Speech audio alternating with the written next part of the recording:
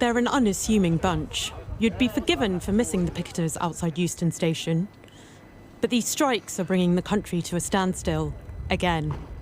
The RMT union rejected on behalf of its members a 9% pay rise over 2 years that was linked to major workplace reforms. It's not acceptable. It doesn't meet the demands in the dispute. They know that. They knew that when it was offered. And certainly when they clarified what they meant by it, what they want us to do is call off the dispute and then go into another set of negotiations without any leverage at the table. And we simply can't do that. You don't disarm yourself halfway through a campaign. And they're asking us to call off all our action to declare that the dispute is over when only half of the issues have been negotiated.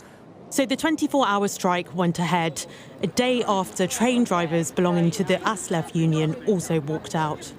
Little or no train services were running across large parts of the country. These are the first nationwide rail strikes since February, and the RMT union has had its mandate extended for another 6 months, raising the possibility of further strike action. But no side is backing down, with the government adamant that its latest pay offer is its best and final proposal. So don't be fooled by the brief lull we've just had. This is a bitter, grinding dispute with no end in sight. As ever, it's the passengers that are losing out.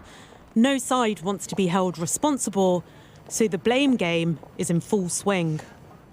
The dispute has been toxic, unfortunately, and it's really disappointing that the RMT haven't put an offer to its members.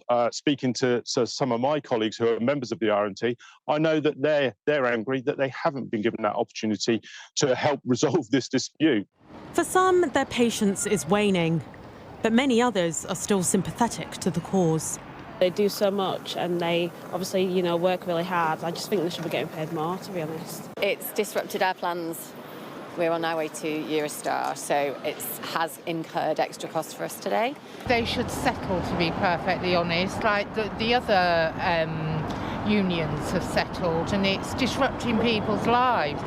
It's been over a year since this dispute began, and while deals are being struck across other parts of the public sector, the RMT union is not backing down. Gurpreet Narwan, Sky News.